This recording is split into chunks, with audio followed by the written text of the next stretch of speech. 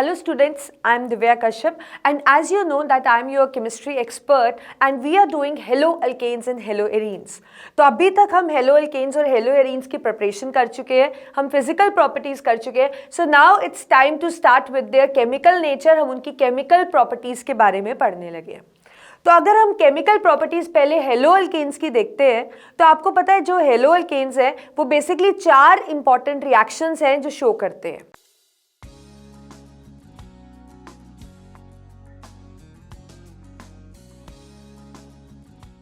वो 4 important reactions कौन सी हैं? One is nucleophilic substitution reaction. एक तो ये रिएक्शन है जो ये बहुत ज्यादा शो करते हैं. अब हम स्टार्ट करते हैं first reaction that is nucleophilic substitution reaction. देखिए एज द नेम सजेस्ट इस रिएक्शन में क्या होगा? Nucleophilic substitution reaction. मतलब एक न्यूक्लियोफाइल यहाँ पे सब्स्टिट्यूट करेगा किसी ग्रुप को. Nucleophile is going to substitute the group. Which group? हमें पता है हेलोअल्केन्स हमारे पास होते हैं RH. मतलब एक तो हमारे पास इसमें अल्काइल ग्रुप हो जाता है और एक इसमें हमारे पास हेलोजन हो जाता है. तो इस रिएक्शन के अंदर जो न्यूक्लियोफाइल है वो सब्स्टिट्यूट करने वाला है हेलोजन को. It is going to substitute the halogen. अब देखिए जो न्यूक्लियोफिलिक सब्स्टिट्यूशन रिएक्शन है तो इससे पहले हम ये जानते हैं कि जिसने हेलोजन की जगह लेनी है वो न्यूक्लियोफाइल होता क्या है. देखिए न्यूक्लियोफाइल जो चीज है, न्यूक्लियोफाइल हमारे पास न्यूक्लियस लविंग स्पीशीज है. एज द नेम सजेस्ट जो न्यूक्लियोफाइल है वो हमारे पास क्या है? Nucleus loving species. It is nucleus loving species. क्यों? Because it has excess electrons. इसके पास एक्सेस इलेक्ट्रॉन्स है या हम कह सकते हैं कि ये एक इलेक्ट्रॉन रिच स्पीशीज है. ये एक इलेक्ट्रॉन रिच स्पीशीज है. ठीक है, तो न्यूक्लियोफाइल नाम से क्लियर हो गया कि यहाँ पे जिसने सब्स्टिट्यूट करना है वो न्यूक्लियस लविंग है.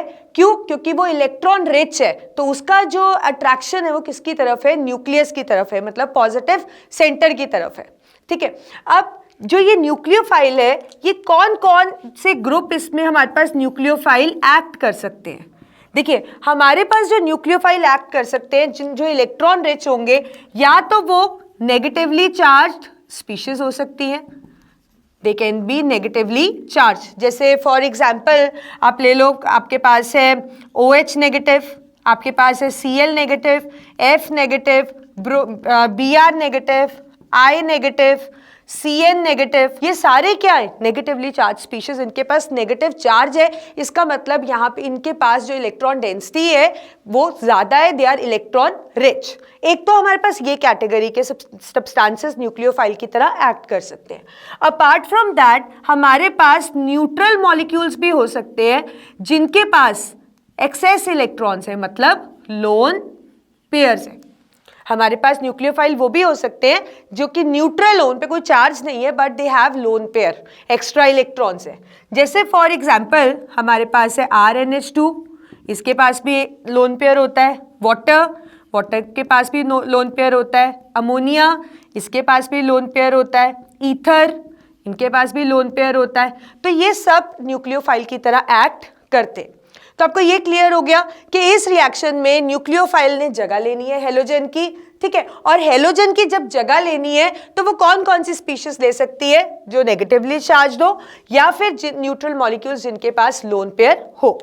तो अगर हम बेसिक रिएक्शन का इन्वॉल्वमेंट देखें तो बेसिक रिएक्शन इसमें क्या होने वाला है कि ये हमारे पास हेलोअल्केन होगा, इसके साथ हमारे पास रिएक्ट करेगा न्यूक्लियोफाइल जिसको मैं डिनोट कर देती हूँ N से और यहाँ लोन पेयर लगा देती हूँ, या आप इसको चार्ज से भी डिनोट कर सकते हैं. अब क्या होगा? ये जो न्यूक्लियोफाइल है ये X की जगह ले लेगा. यही होगा ना बेसिक रिएक्शन. और जो ये X है ये अलग हो जाएगा. This is going to happen. अब देखिए इस रिएक्शन को होने के लिए ऑब्वियसली अगर हम चाहते हैं कि न्यूक्लियोफाइल X की जगह ले तो इसका मतलब R और X का बॉन्ड टूटना चाहिए. R और X का बॉन्ड ब्रेक होना चाहिए. तो R और X का बॉन्ड ब्रेक कब होगा? ऑब्वियसली अगर ये बॉन्ड वीक है तो ये बॉन्ड इजीली ब्रेक हो जाएगा. लेकिन अगर ये स्ट्रॉन्ग बॉन्ड है तो ये उतने अच्छे से ब्रेक नहीं होगा, न्यूक्लियोफाइल X को रिप्लेस नहीं कर पाएगा। तो हम डिफरेंट तरह के RX का एग्जाम्पल लेते हैं। लेट्स से हमारे पास हेलोअल्केन, फ्लोरोअल्केन, क्लोरोअल्केन, ब्रोमोअल्केन और आइडोअल्केन, यही 4 हो सकते हैं ना हमारे पास। अब इसमें अगर हम देखते हैं कि इनमें से, अब देखिए ऑब्वियसली अगर RX है, इसका बॉन्ड टूटना है, इसने जाना है और इसकी जगह पे न्यूक्लियोफाइल ने अटैक करना है, तो इसका मतलब ये जो X है ये एक लिविंग ग्रुप की तरह एक्ट कर रहा है, ये अपनी जगह छोड़कर जा रहा है। अब better is the leaving group, जितनी जल्दी वो लिविंग ग्रुप चला जाएगा उतनी जल्दी न्यूक्लियोफाइल अटैक कर लेगा और उतनी फास्ट ये रिएक्शन हो जाएगी। अब अगर हम डिफरेंट RX का एग्जांपल लेते हैं, let's say RF, RCl, RBr और RI, इसके अंदर में से आपको क्या लगता है कि कौन सा बेटर लिविंग ग्रुप है, मतलब कौन जल्दी R के साथ अपना बॉन्ड तोड़कर चला जाएगा? ऑब्वियसली हमने कहा जिसका बॉन्ड वीक होगा वो चला जाएगा। अब अगर हम यहाँ पे देखते हैं कि किसका बॉन्ड वीक होगा, तो अगर मैं आप कह सकते हो कंपैटिबिलिटी का फैक्टर लेती हूँ कि कौन सा आयन R के साथ ज्यादा कंपैटिबल है वो बॉन्ड स्ट्रांग होगा, और जोन सा आयन R के साथ ज्यादा कंपैटिबल नहीं होगा वो बॉन्ड वीक होगा। अब आपको पता है जो RI है वो उतना कंपैटिबल नहीं है, क्यों? क्योंकि जो आयोडाइड है उसका साइज काफी बड़ा है, और आपको पता है केमिस्ट्री हमें क्या बताती है, दैट जो जिन आयंस के साइज कंपैटिबल होते हैं, small cation can stabilise small anion and the bigger cation can stabilise the bigger anion. ये हमें पता है ना इस फैक्ट के बारे में। तो अगर इसी फैक्ट को मैं यहाँ यूज करती हूँ तो इसका मतलब जो RI है वो उतना स्ट्रॉन्ग बॉन्ड नहीं है, और RF जो है ये कंपैटिबल है साइज में और ये बॉन्ड स्ट्रॉन्ग है। तो इसका मतलब इन ग्रुप्स के अकॉर्डिंग, इस कंपैटिबिलिटी फैक्टर को देखते हुए साइज के अकॉर्डिंग कौन कंपैटिबल है, तो इनको हम कैसे अरेंज कर सकते हैं? मतलब ये रिएक्शन RI ज़्यादा जल्दी शो करेगा, फिर RBr, RCl और RF। इसका मतलब इन सब में से जो हमारे पास I नेगेटिव है ये एक बेटर लिविंग ग्रुप है, ये जल्दी से अपना बॉन्ड तोड़कर चला जाएगा और न्यूक्लियोफाइल जल्दी से अटैक कर लेगा। यही समझ आया आपको यहां तक? अब अगर मैं इलेक्ट्रोनेगेटिविटी का फैक्टर लेती हूं, अब अगर मैं इलेक्ट्रोनेगेटिविटी का फैक्टर कंसीडर करती हूं तो उस अकॉर्डिंग हमारे पास ऑर्डर इसका क्या होना चाहिए? उसके अकॉर्डिंग हमारे पास ऑर्डर इसका इस तरीके से होना चाहिए। क्यों? क्योंकि क्लोरीन जो है वो मोस्ट इलेक्ट्रोनेगेटिव है। अब अगर ये मोस्ट इलेक्ट्रोनेगेटिव है तो इसका जो बॉन्ड है वो ज्यादा पोलर है और इसको ब्रेक करना इजी है ना। और ये जो आयोडाइड है ये लीस्ट इलेक्ट्रोनेगेटिव है और इसका बॉन्ड उतनी जल्दी क्लीव नहीं होगा क्योंकि ये ज्यादा पोलर मॉलिक्यूल नहीं है। तो इस अकॉर्डिंग इलेक्ट्रोनेगेटिविटी के अकॉर्डिंग हमारे पास ऑर्डर ये आ गया। तो अगर हम इन दोनों ऑर्डर्स को कंसिडर करें और दोनों फैक्टर्स को कंसिडर करते हुए कंपैटिबिलिटी और इलेक्ट्रोनेगेटिविटी फैक्टर को कंसिडर करें तो हम जो ऑर्डर फाइनली इसमें फॉलो करते हैं वो हमारे पास होता है RI is more than RBr, then we have RCl and then we have RF। RF तो करता ही नहीं है ऑलमोस्ट। तो ये ऑर्डर हमने किस लिए लिया? ये ऑर्डर हमने इसलिए लिया कि जो RI है यहाँ पे आयोडाइड का साइज क्या है? बिगर है। आयोडाइड का साइज क्या है? बिगर। बिगर होने करके क्या हुआ, ये जो बॉन्ड है ये उतना स्ट्रॉन्ग नहीं है, या जो बॉन्ड लेंथ है वो हाई है, इसलिए बॉन्ड एसोसिएशन एनर्जी कंपैरेटिवली लो देनी पड़ेगी और बॉन्ड हमारा इजीली ब्रेक हो जाएगा। समझ गए आप यहां तक? अब अगर मैं इस रिएक्शन का मैकेनिज्म देखूं कि इस रिएक्शन में एक्चुअल होता क्या है, तो देखिए ये जो आपको रिएक्शन दिख रही है, ऑब्वियसली इस रिएक्शन के अंदर ऐसे होता होगा कि जो RX है वो पहले ब्रेक होगा इस तरीके से, R पॉजिटिव और X नेगेटिव के अंदर। मतलब ये क्या बन रहा है? कार्बोकेटायन।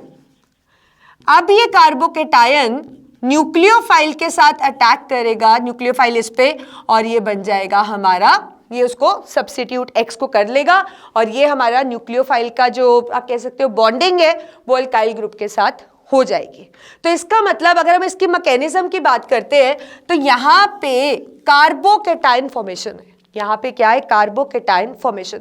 और आपको पता है अगर हम कार्बोकेटाइन की स्टेबिलिटी की बात करें तो हमारे पास ऑर्डर रहता है 3 डिग्री, 2 डिग्री और 1 डिग्री, क्योंकि जो 3 डिग्री वाला कार्बोकेटायन होता है वो बहुत स्टेबल होता है।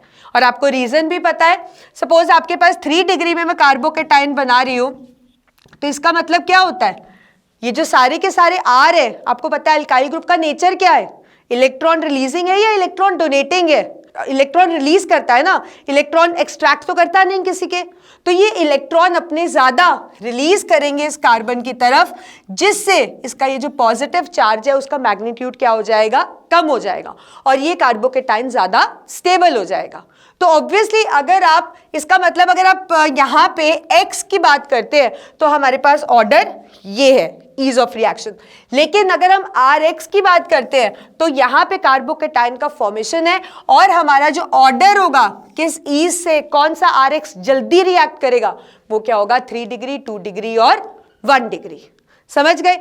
अब हम कुछ एग्जाम्पल्स करते हैं जहां पे हम न्यूक्लियोफाइल देखते हैं, अलग अलग एग्जाम्पल लेते हैं जो X को सब्स्टिट्यूट करेंगे। अब हमें पता है कि जो बेसिकली यहाँ पे इन्वॉल्वमेंट है वो ये है कि जो Rx है वो न्यूक्लियोफाइल के साथ रिएक्ट करेगा, ये X अपना बॉन्ड तोड़कर यहाँ से लीव कर जाएगा और न्यूक्लियोफाइल यहाँ पे अटैक कर लेगा, और ये जो बॉन्ड टूटेगा ये फिशन कौन सी होगी, हेट्रोलिटिक फिशन, क्योंकि यहाँ पे कार्बोकेटाइन का फॉर्मेशन होगा।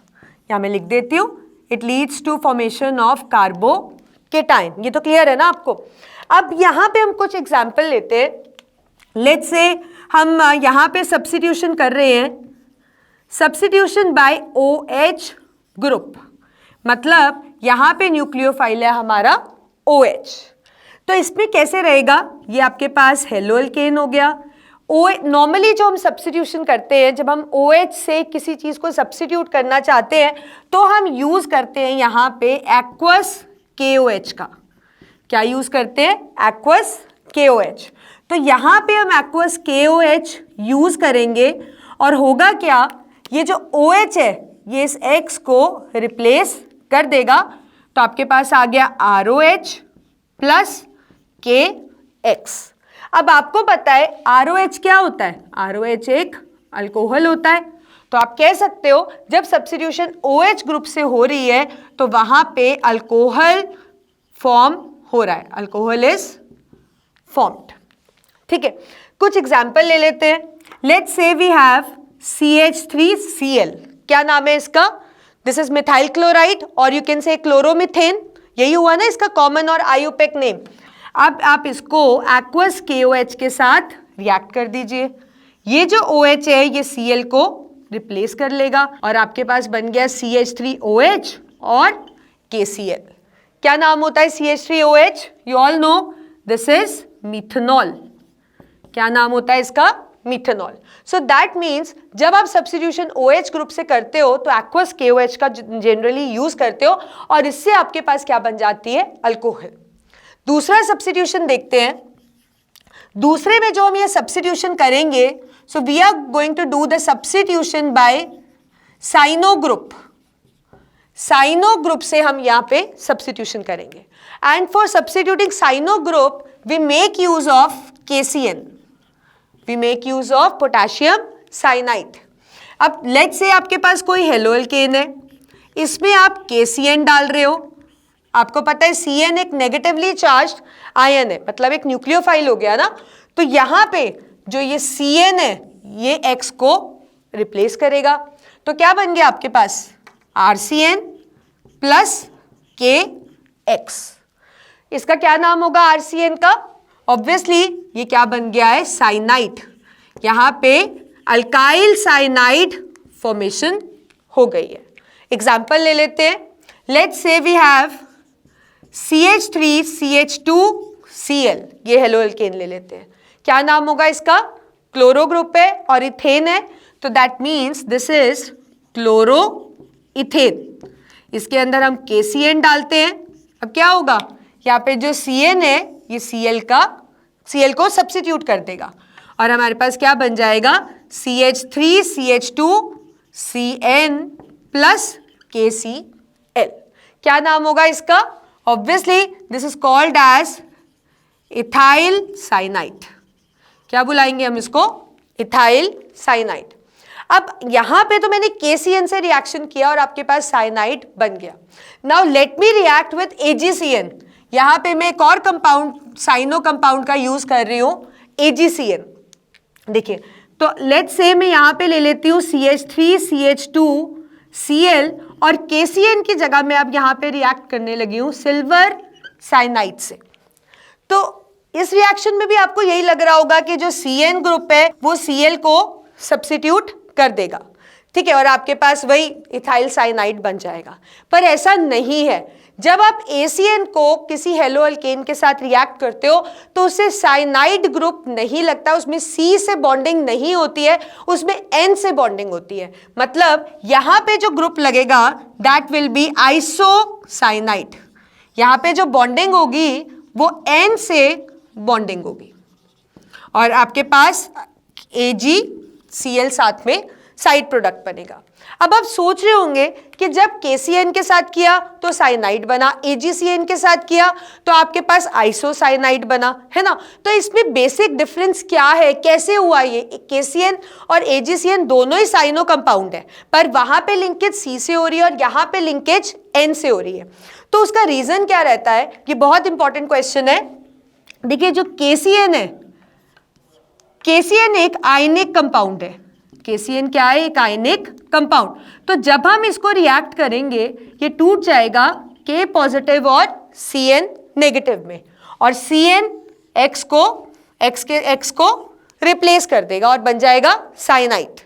लेकिन अगर हम AgCN को देखें तो AgCN एक कोवेलेंट कंपाउंड है। AgCN क्या है? Covalent compound. यहां पे ये C फ्री नहीं है बॉन्ड करने के लिए, तो यहां पे अगर बॉन्डिंग पॉसिबल है तो वो किससे पॉसिबल है? N से। और आपको पता है कोऑर्डिनेट केमिस्ट्री में हमने पढ़ा था कि जो Cn एक एम्बीडेंटेट ग्रुप है, मतलब बॉन्डिंग C से भी हो सकती है, बॉन्डिंग N से भी हो सकती है। अब क्योंकि यहाँ पे जो C है वो कोवेलेंटली बॉन्डेड है, वो फ्री नहीं है और बॉन्ड बनाने के लिए, तो ऑब्वियसली जो अगर ये एम्बीडेंटेट है तो बॉन्डिंग दूसरे एटम से हो जाएगी, इसीलिए यहाँ पे क्या बन रहा है? आइसोसाइनाइड। समझे आप? Write down the answer. Why KCN caused the substitution by cyano group, but when we react AgCN it caused substitution by isocyano group. The reason is, write it down, the reason is KCN is an ionic compound. So when it will react, it will break into K positive and Cn negative, and this Cn negative act as a nucleophile and it substitute the X. Right? Written? Now moving on to AgCN, it is a covalent compound. Here the C is already bonded and it is not free to bond with this R. Therefore, being ambidentate group, here the bonding will be through N and it will form an isocyanide instead of cyanide. आपको पता लग गया? ये एक important question है जो अक्सर paper में पूछा जाता है। नाउ अब हमारे पास ये हमने साइनो ग्रुप की कर ली है। अब आपको पता है जो नॉर्मली जो साइनो ग्रुप है वो कमर्शियली काफी इंपॉर्टेंट है। जैसे इससे आपने RCN बना लिया, ठीक है। RCN एक बहुत ही इंपॉर्टेंट कंपाउंड है, कोई भी साइनाइड, और उसका इंपॉर्टेंस ये है कि इससे आप और ज्यादा ग्रुप्स बना सकते हैं। You can convert into further more groups. आप इसका कन्वर्जन कर सकते हैं बहुत इजीली। देखिए कैसे? अगर आप RCN की हाइड्रोलिसिस कर दे, मतलब पानी डाल के इसको ब्रेक कर दे किसी एसिड की प्रेजेंस में, एसिड की प्रेजेंस में इसको आप ब्रेक कर रहे हो पानी डाल के, हाइड्रोलिसिस मतलब वाटर डाल के लाइस कर रहे हो, इसको तोड़ रहे हो इन प्रेजेंस ऑफ एसिड, तो क्या होता है? This group get converted into a new group that is RCONH2। और आपको पता है RCONH2 क्या होता है? This is acid amide. तो बन गया ना एक और नया फंक्शनल ग्रुप। साइनाइड किसमें चेंज हो गया? एसिड अमाइड में। सिमिलरली अगर आप RCN की कंप्लीट हाइड्रोलिसिस कर देते हो, अगेन एसिड की प्रेजेंस में, यहां पे पार्शियल हाइड्रोलिसिस है और यहां हम कर रहे हैं कंप्लीट हाइड्रोलिसिस, तो हमारे पास ये जो साइनाइड ग्रुप है it gets converted into a carboxylic acid group. ये क्या बन जाता है, RCOOH। Again a new functional group is form, मतलब जो साइनाइड है वो ट्रांसफॉर्म हो गया एक नए फंक्शनल ग्रुप में। सिमिलरली अगर आप इस RCN की रिडक्शन कर दो, अगर आप इस RCN की रिडक्शन कर दो, for example sodium in ethanol की प्रेजेंस में, या फिर आप कह सकते हो निकल प्लैटिनम इसकी प्रेजेंस ले लो, या आपका strong reducing agent lithium aluminium hydride की प्रेजेंस ले लो, तो it forms a new functional group that is amine. ये क्या बना देता है, इट फॉर्म्स एक CH, जो C है वो CH2 में कन्वर्ट हो जाता है एंड इट फॉर्म्स अमीन। तो आपके पास यहां क्या बन जाता है, अमीन। तो कहने का मतलब है कि जो साइनाइड ग्रुप है उसका काफी प्रैक्टिकल इंपॉर्टेंस है, क्योंकि उसको आप डिफरेंट रिएक्शन से, डिफरेंट रिएजेंट्स का यूज करके, डिफरेंट प्रोसेसेस का यूज करके आप उसको ट्रांसफॉर्म कर सकते हो, कन्वर्ट कर सकते हो एक नए फंक्शनल ग्रुप में। पार्शियल हाइड्रोलिसिस करो तो आपके पास एसिड अमाइड आ गया, कंप्लीट करो तो कार्बोक्सिलिक एसिड आ गया, अगर आप इसका रिडक्शन करो तो आपके पास अमीन बन जाता है। So that means cyano compound is an important compound. अब हम तीसरा सब्स्टिट्यूशन करते हैं, जहां पे हम इसको सब्स्टिट्यूट करेंगे बाय नाइट्रो ग्रुप। अब यहां पे हम नाइट्रो ग्रुप से सब्स्टिट्यूशन कर रहे हैं। नाइट्रो ग्रुप से जब आप सब्स्टिट्यूशन करते हो तो आप KNO2 का यूज करते हो। तो आपके पास लेट्स से ये हो गया हेलो एल्केन, आपने इसके अंदर KNO2 डाला। अब यहां पे जो ये NO2 है it will substitute this X, और आपके पास क्या बन जाएगा, RNO2 प्लस KX। ठीक है, अब अगर KNO2 की जगह यहां पे मैं यूज करती हूं AgNO2, तो ये रिएक्शन से NO2 नहीं बनता, यहां जो लिंकेज होती है वो ऑक्सीजन से हो जाती है। जैसे इस केस में तो नाइट्रोजन से लिंकेज है, लेकिन जब आप AgNO2 यूज करते हो तो यहां पे लिंकेज ऑक्सीजन के थ्रू हो जाती है, क्योंकि अगेन NO2 हमारा एक एम्बीडेंटेट ग्रुप है। तो आपके पास क्या बन जाता है, RONO प्लस AgX। तो ये भी बिल्कुल KCN और AgCN की तरह का रिएक्शन है और आपको इसको याद रखना है। Next we have substitution by amino group। देखिए अमीनो ग्रुप से सब्स्टिट्यूट कराने के लिए we make use of ammonia। हम किसके साथ रिएक्ट करते हैं इसको, अमोनिया के साथ।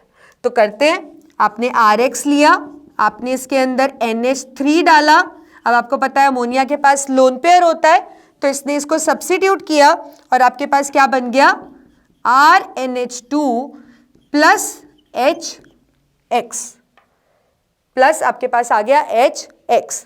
अब देखिए ये आपके पास अमीन बन गया है ना, ये आपके पास अमीन बन गया, लेकिन एक प्राइमरी अमीन है।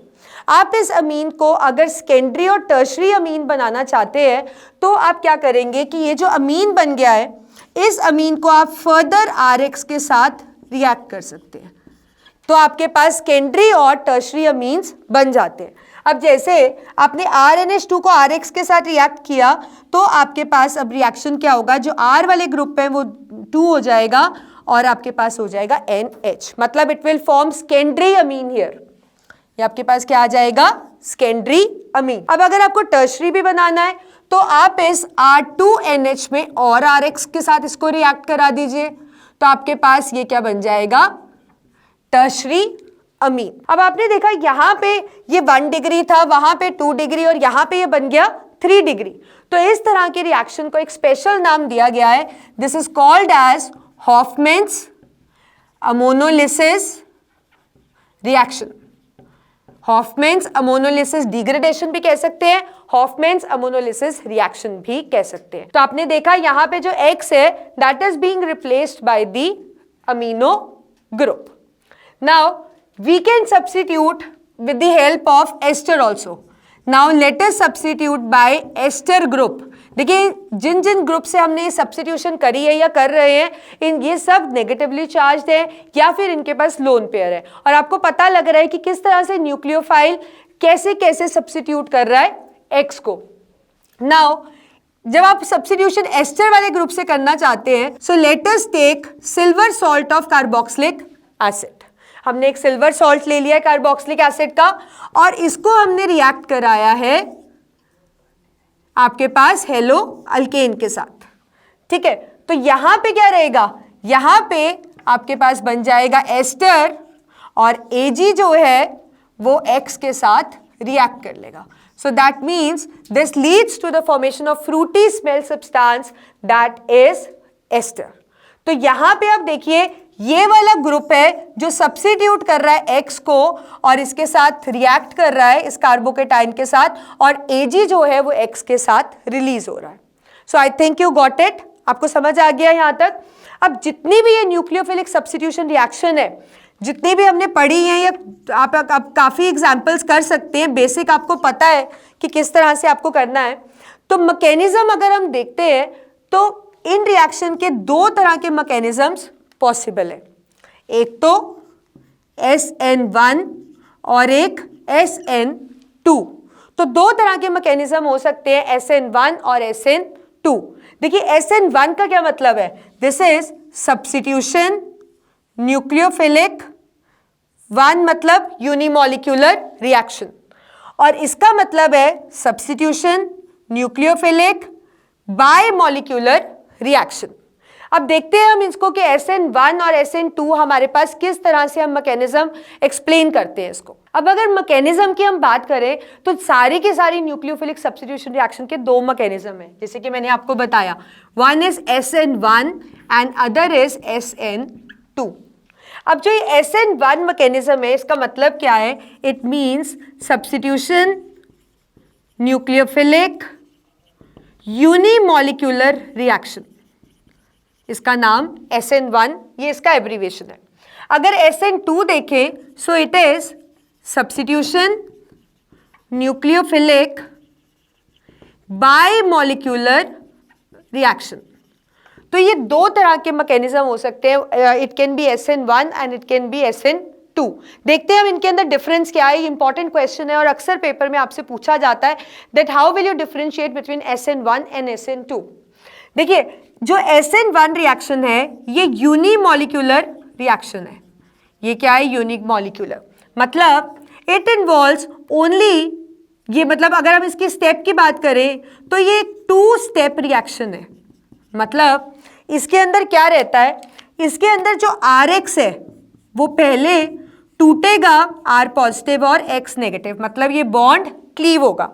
और आपको पता है ये कौन सी फिशन हो रही है, हेट्रोलिटिक, तभी तो यहाँ पे कार्बोकेटाइन बन रहा है और X नेगेटिव बन रहा है। तो it leads to formation of carbocation. उसके बाद ये जो कार्बोकेटाइन है ये न्यूक्लियोफाइल के साथ रिएक्ट करेगा और आपके पास इसका कंपाउंड बन जाएगा। तो अब इसमें इन्वॉल्वमेंट हो गई 2 स्टेप्स की। अगर हम रेट की बात करते हैं तो ये जो फर्स्ट स्टेप है ये काफी स्लो स्टेप है और जो सेकेंड स्टेप है ये स्टेप काफी फास्ट है, ये रेडिली हो जाता है।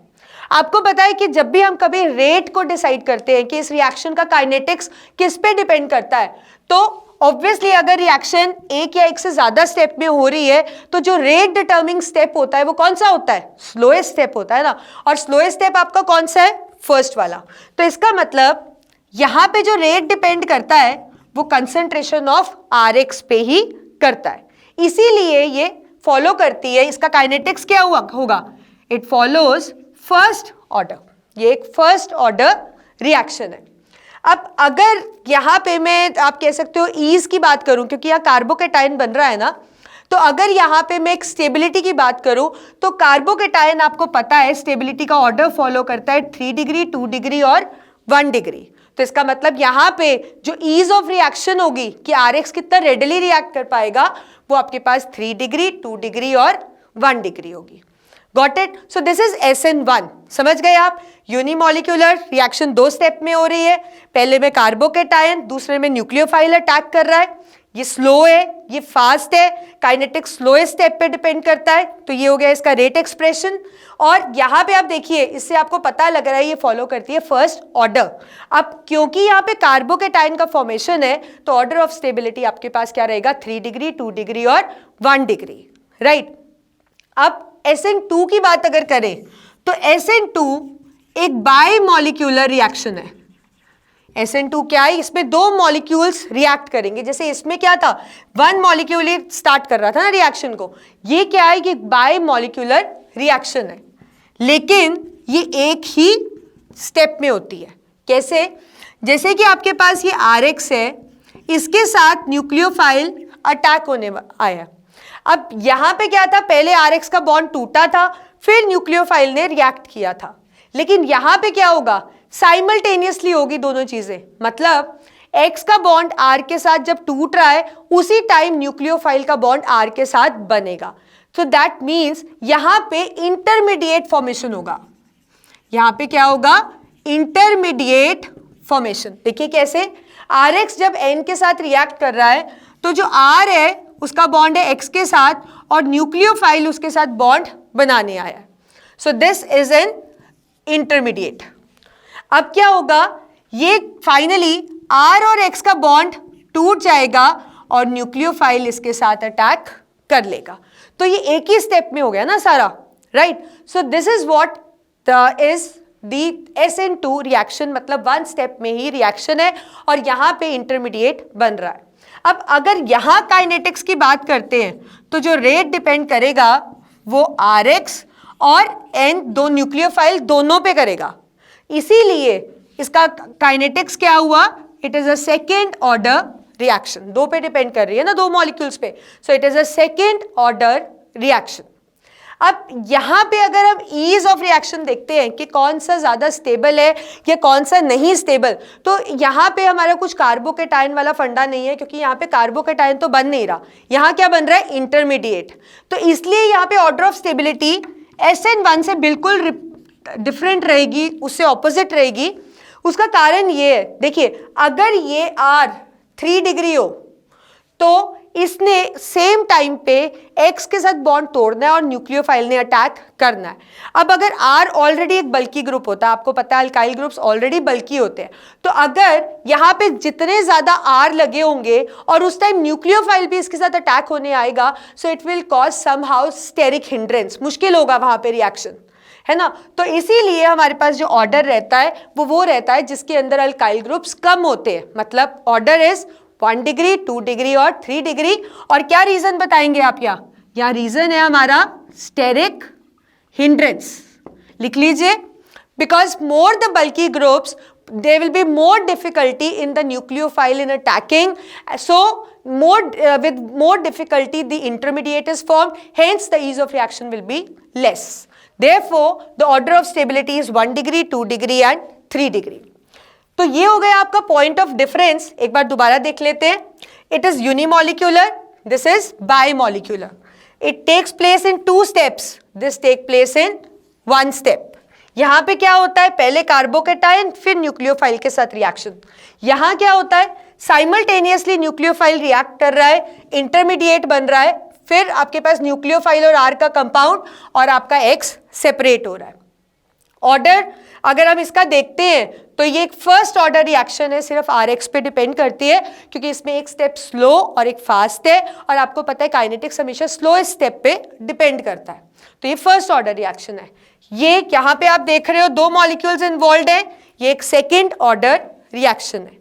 अब यहाँ का मैकेनिज्म में कार्बोकेटायन का फॉर्मेशन है, इसलिए ऑर्डर ऑफ स्टेबिलिटी आपके पास है 3 डिग्री, 2 डिग्री और 1 डिग्री, क्योंकि आपको पता है 3 degree carbocation is more stable, वहां पे चार्ज का मैग्नीट्यूड कम हो जाता है, क्योंकि ज्यादा अल्काइल ग्रुप से इलेक्ट्रॉन रिलीज करेंगे तो चार्ज का मैग्नीट्यूड कम और स्टेबिलिटी ज्यादा हो जाएगी।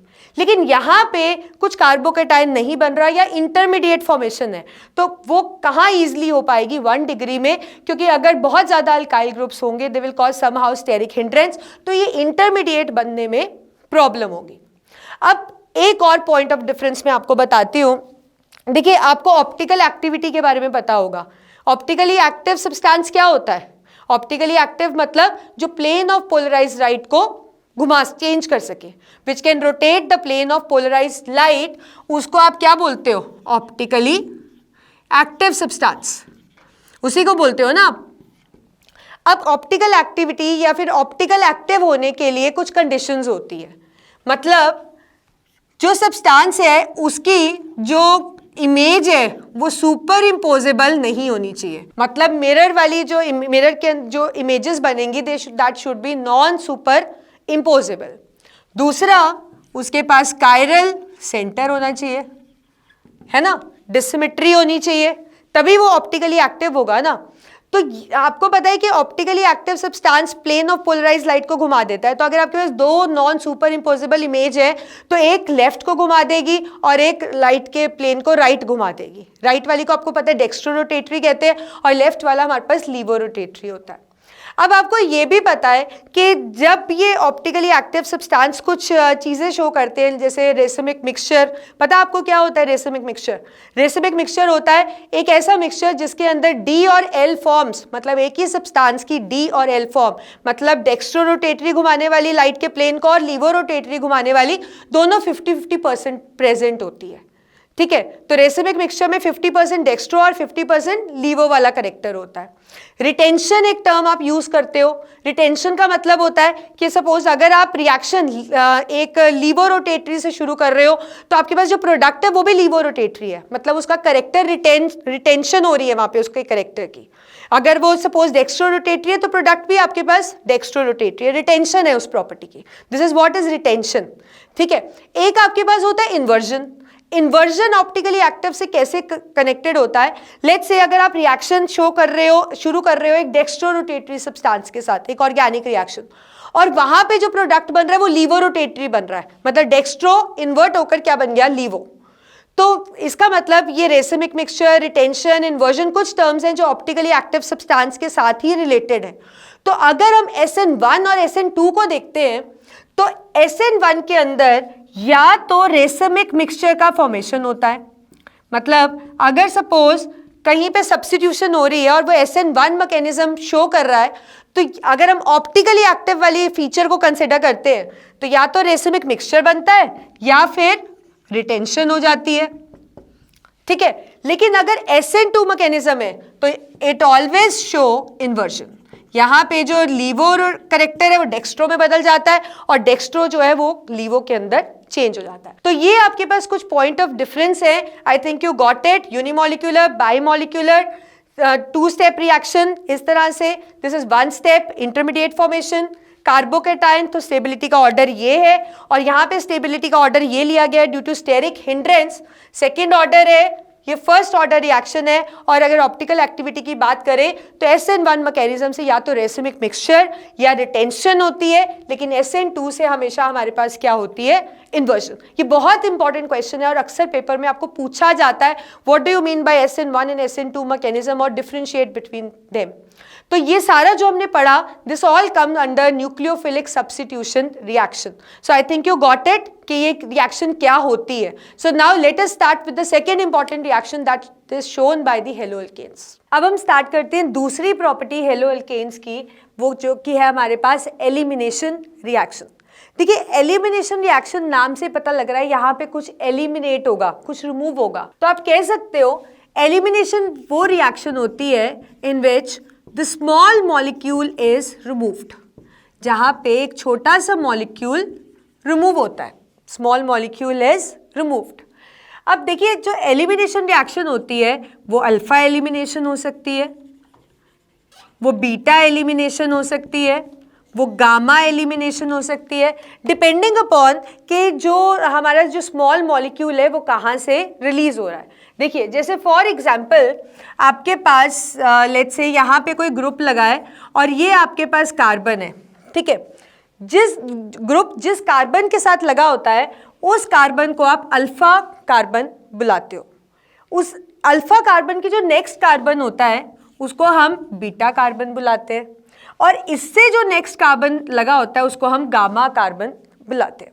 अब जो भी एलिमिनेशन रिएक्शन होगी उसके अंदर अल्फा कार्बन से तो ग्रुप निकलेगा ही निकलेगा।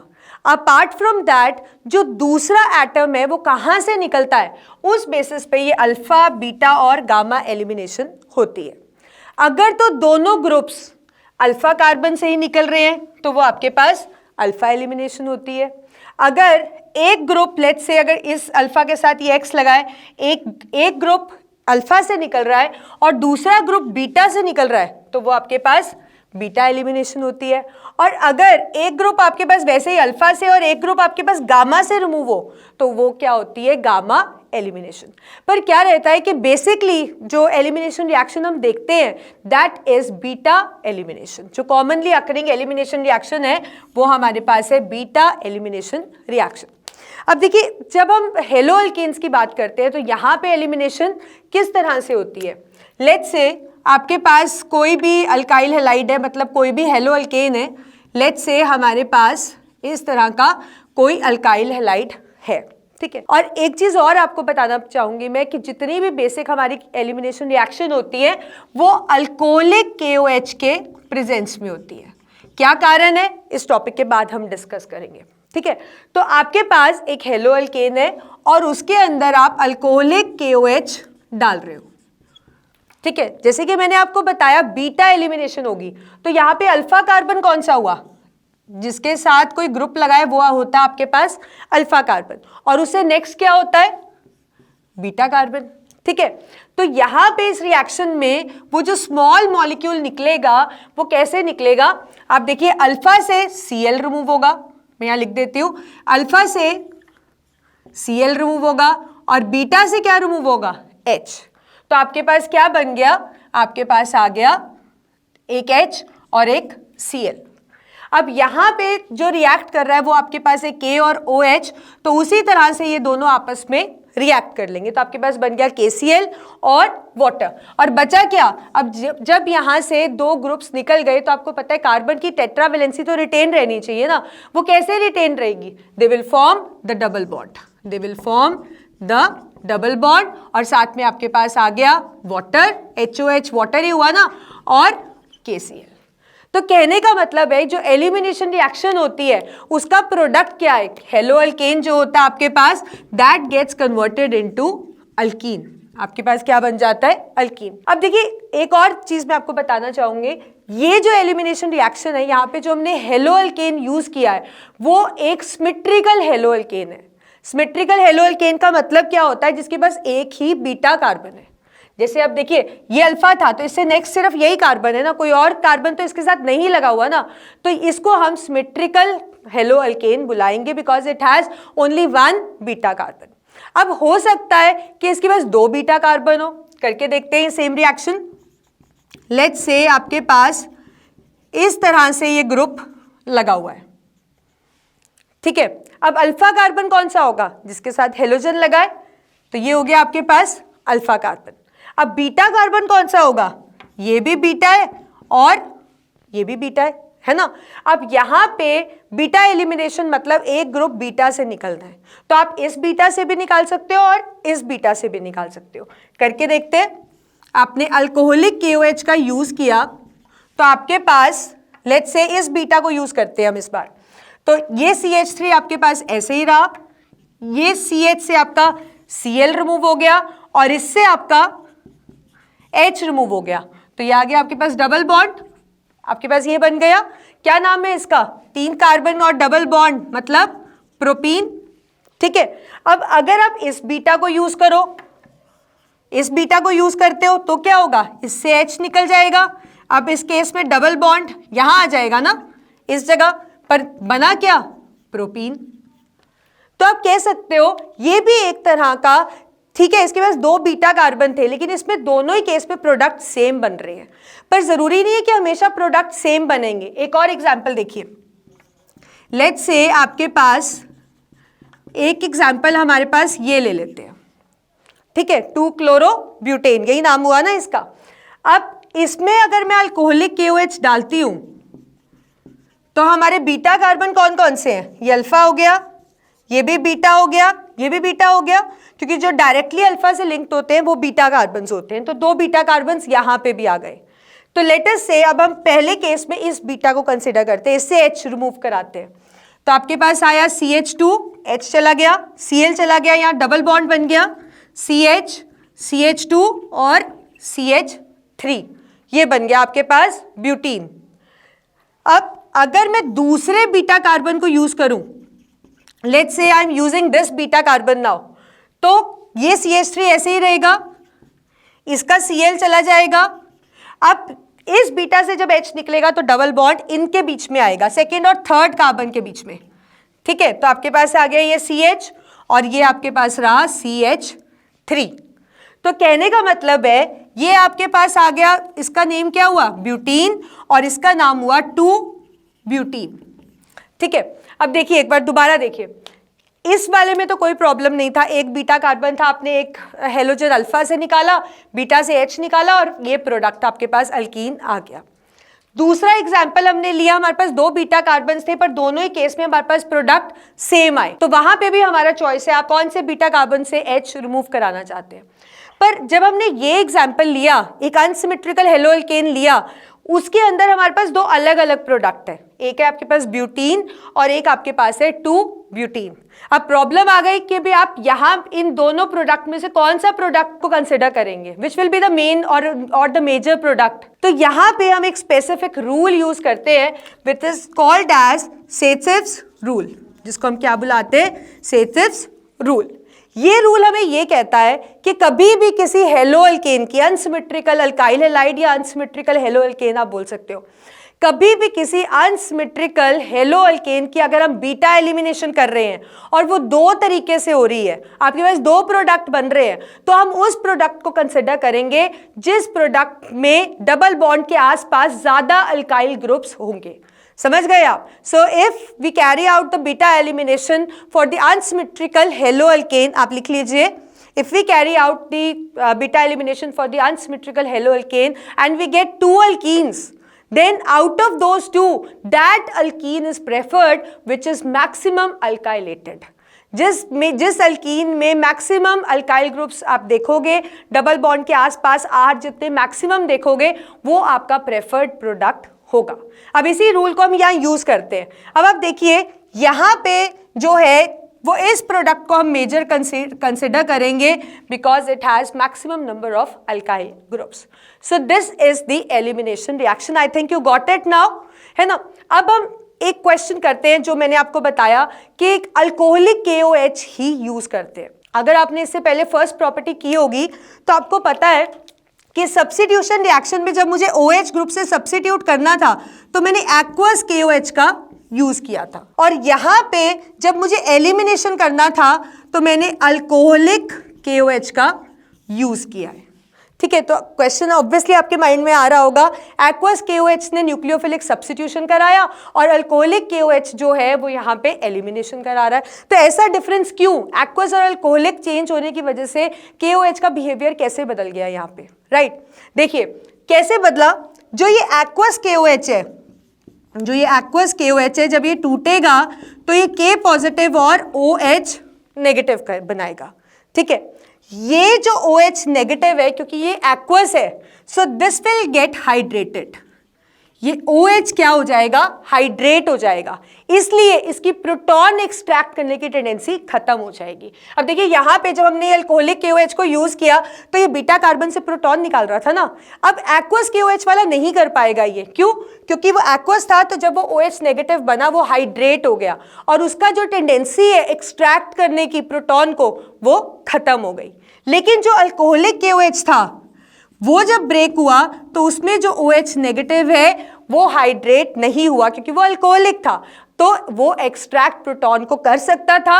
इसी वजह से एलिमिनेशन में हमने अल्कोहलिक KOH का यूज किया। तो this answer should be like, you should know this answer that why alcoholic KOH cause elimination whereas the aqueous KOH cause substitution. So this is the answer. I think you got it. So this is all about the second property of this thing haloalkanes, that is elimination. So now let us start with the third property. अब हम start करते हैं तीसरी property हेलोअल्केन्स की, that is reaction with active metals. कुछ ऐसे reactive metals हैं जिनके साथ हेलोअल्केन्स इजीली रिएक्ट करते हैं, और देखिए स्पेशल तरह का रिएक्शन या आप कह सकते हो रिएजेंट बनाते हैं।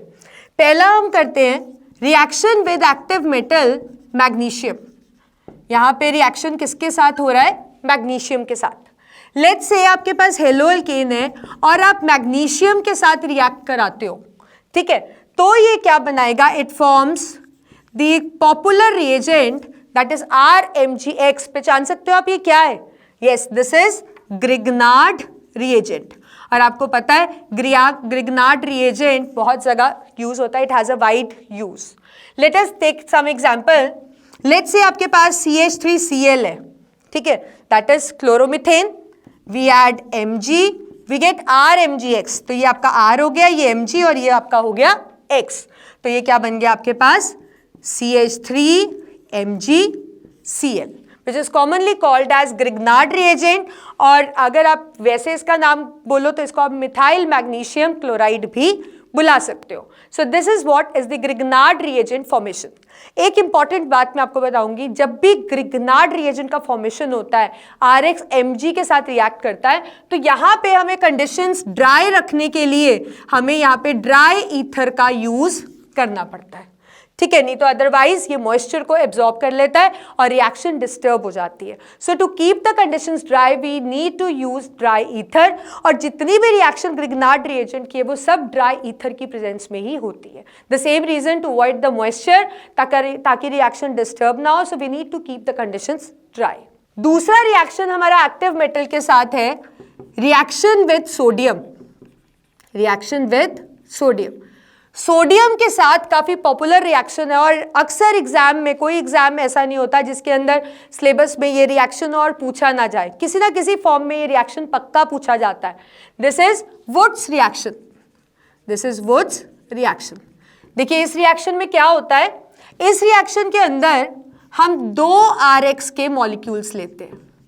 हम 2 RX, 2 हेलोअल्केन्स लेते हैं. यहाँ पे मैं सिमिलर हेलोअल्केन्स ले रही हूँ, ठीक है, और यहाँ पे हम इसको रिएक्ट करते हैं सोडियम के साथ. अब यहाँ पे भी जो रिएक्शन है वो ड्राई ईथर की प्रेजेंस में हो रही है, again to keep away moisture. अब ये रिएक्शन क्या होगा, Na और X इकट्ठे रिएक्ट कर जाएंगे और आपके पास बन जाएगा NaX, और R आपस में रिएक्ट कर जाएंगे, मतलब इससे क्या बन जाएगा, अल्केन. तो आप कह सकते हो कि जो वुड्स रिएक्शन है उससे हम अल्केन बना सकते हैं. एग्जाम्पल ले लेते हैं कोई. Let us take an example CH3Br, that is methyl bromide. Na, दूसरा भी मिथाइल ब्रोमाइड ले रही हूं मैं, यहाँ पे ड्राई ईथर की प्रेजेंस है, तो NaBr आपके पास अलग चला जाएगा और जो बचा R और R मतलब CH3 और CH3 आपस में लिंक्ड हो जाएगा और ये बन जाएगा इथेन. ठीक है, तो आप कह सकते हो कि इस रिएक्शन से हम अल्केन बना सकते हैं. पर देखिए यहाँ पे तो जो मैंने R जो लिए वो सिमिलर लिया, RX. आपके माइंड में भी ये चल रहा होगा कि अगर हम RX डिफरेंट लें तो क्या होगा, देखते हैं. लेट अस से अगर मैंने यहाँ पे एक RX ले लिया, एक को मैं RX ले रही हूँ Na एज इट इज, और दूसरे को मैं R-X ले रही हूँ, मतलब यहाँ पे मेरे पास जो अल्काइल चेन है वो सेम नहीं है. जैसे यहाँ दोनों CH3 थे, लेट अस से एक CH3 और दूसरा आपके पास इथाइल ग्रुप हो गया, कोई भी R हमने उसको R- ले लिया. अगेन ड्राई ईथर की प्रेजेंस है, तो होगा क्या, Na तो X के साथ ऐसे ही रिएक्ट करेगा. अब यहाँ पे क्या जुड़ेगा, आपके माइंड में आ रहा होगा R और R- जुड़ जाएंगे. लेट अस से अगर मैं कहूँ यहाँ मिथाइल और यहाँ पे इथाइल ग्रुप है, तो आप कहोगे कि ये तीनों चीज जुड़ जाएगी और आपके पास प्रोपेन आ जाएगा, है ना. तो ऐसा है कि बिल्कुल सही सोच रहे हैं आप, प्रोपेन तो बनता ही बनता है. पर आपको पता है इस रिएक्शन में बहुत मेजर डिफिकल्टी है कि यहाँ सिर्फ प्रोपेन नहीं बनता, हमें मिक्सचर मिल जाते हैं अल्केन के. मतलब ये ऐसा भी रिएक्ट करेगा और इसके अंदर इसके साथ साथ R और R भी आपस में रिएक्ट कर जाएगा और R- और R- भी आपस में रिएक्ट कर जाएगा. तो अगर मैं R को मेथ और R- को एथ कंसिडर कर रही हूं, तो देखो आप प्रोपेन भी मिल रहा है आपके पास, मेथ और मेथ इथेन भी मिल रहा है आपके पास, और एथ आपके पास ब्यूटेन भी मिल रहा है. तो आपके पास यह प्योर अल्केन तो नहीं आया ना, आपको क्या मिले, मिक्सचर्स मिले. और अल्केन्स का almost boiling melting point property same रहती है, उनको डिफिकल्टी होती है उनको सेपरेट करने की. तो यहाँ पे ये इशू आ जाता है. ये वुड्स रिएक्शन की एक बहुत मेजर लिमिटेशन है कि इससे हम सिर्फ वही अल्केन बना सकते हैं जिसके अंदर even number of carbon atoms हो. हम ऑड नंबर वाले नहीं बना सकते, because in that case we will get this thing, the mixtures which are difficult to separate. So in order to avoid, or if you just need to use Wurtz reaction for the preparation of alkane, then you need to use same molecules of Rx. right? So this is all about the reaction of haloalkanes with active metals. Now we move on to the last property, that is the reduction. अब last property हम कर रहे हैं जहाँ पे हम reduction करेंगे haloalkanes की. अब reduction जो haloalkanes की है वो commonly तीन आप कह सकते हो तीन चीज़ों की presence में होती है. Either it take place in the presence of nickel, platinum और palladium, या यहाँ पे हम जिंक कॉपर कपल का यूज कर लेते हैं, या फिर ये रिडक्शन हाइड्रोजन आयोडाइड की प्रेजेंस में हो जाती है. अब देखिए जब हम रिडक्शन करेंगे, लेट्स से आपके पास RX है और रिडक्शन मतलब हाइड्रोजन का एडिशन है ना. अब यहाँ पे जब हम करेंगे तो ये क्या बनाएगा, अगर मैं इस H को ऐसे लिख दूं तो obviously 1H will go with R, again आपके पास क्या मिल गया, अल्केन, और एक आपके पास बन जाएगा HX, राइट. तो ये जो RX की रिडक्शन है ये मैं निकल की प्रेजेंस में करती हूँ. लेट्स से हम एग्जांपल ले लेते हैं, इजी रहेगा. लेट अस टेक CH3Cl, इसको मैं रिड्यूस कर रही हूँ इन प्रेजेंस ऑफ निकल, प्लैटिनम, पैलेडियम, कुछ भी. तो मेरे पास यहाँ क्या बन रहा है, CH4 get converted into H, combine हो जाएगा तो मिथेन, और आपके पास साथ में आ गया HCl. सिमिलरली अगर ये रिडक्शन मैं चाहूँ तो जिंक कॉपर की प्रेजेंस में भी कर सकती हूँ. Again I am going to get the same product. लेकिन अगर मैं HI की प्रेजेंस में रिडक्शन कर रही हूँ तो देखिए एक स्पेशल तरह का रिएक्शन होता है. यहाँ पे सबसे पहले अगर हम इसको HI के साथ रिएक्ट कर रहे हैं तो हमें RI ही लेना पड़ता है, आइडोअल्केन ही लेना पड़ता है. और जब आप इसको HI के साथ रिएक्ट करते हो तो आपको पता है H will go with R, आपके पास अल्केन आ जाएगा, और यहाँ पे हमारे पास क्या बन जाएगा, I2. पर इस रिएक्शन का एक लिमिटेशन है, ये जो रिएक्शन होती है ये रिवर्सिबल होती है. ये रिएक्शन क्या होती है, रिवर्सिबल. तो इस रिएक्शन को रिवर्सिबल होने से रोकने के लिए हमें इस I2 को रिमूव करना पड़ता है. इसीलिए ये जो रिएक्शन है it has to be carried out under specific certain conditions, तभी ये जो रिएक्शन है वो रिवर्सिबल नहीं होती. इसीलिए ये रिएक्शन को हम रेड फॉस्फोरस की प्रेजेंस में करते हैं, ताकि ये फॉस्फोरस इस I2 को रिमूव कर दे, इसके साथ कंबाइन करके फॉस्फीन बना ले, ताकि ये रिएक्शन फॉरवर्ड डायरेक्शन में ही हो पाए. So I think you got it. आपको सारा का सारा केमिकल प्रॉपर्टीज आ गया हेलोअल्केन्स का. सब्स्टिट्यूशन हो गया, आपके पास एलिमिनेशन हो गया, रिएक्शन विद एक्टिव मेटल्स हो गया, और ये आपका रिडक्शन हो गया. So with this we finish the chemical properties of haloalkanes. एक छोटा सा टिप देना चाहूंगी मैं आपको. देखिए जब भी आप ये पढ़ेंगे ना तो एक जनरल रिएक्शंस को लर्न करिए हमेशा ऑर्गेनिक में, और फिर एग्जाम्पल्स खुद फॉर्मुलेट करिए. ऐसा नहीं कि भाई मैम ने ये एग्जाम्पल दिया आपको उसी को रट्टा मारना है, ऐसा नहीं होता. Make your own examples. आपको इथेन, मीथेन, ब्यूटेन ये सब ऑर्गेनिक कंपाउंड्स तो बनाने आते हैं. सो it is just a game of exchanging the letters. कहीं पे Cl लग रहा है Br, आप उसका बेसिक निकालिए कि ऑर्गेनिक को कैसे पढ़ना है हमने. एग्जाम्पल्स खुद फॉर्मुलेट करिए, देखिए और आपका कॉन्फिडेंस लेवल कहाँ चला जाएगा. ठीक है. So with this we finish this video, that is the chemical properties of haloalkanes. We will meet in the next video where we will do the chemical properties of haloarenes. Thank you.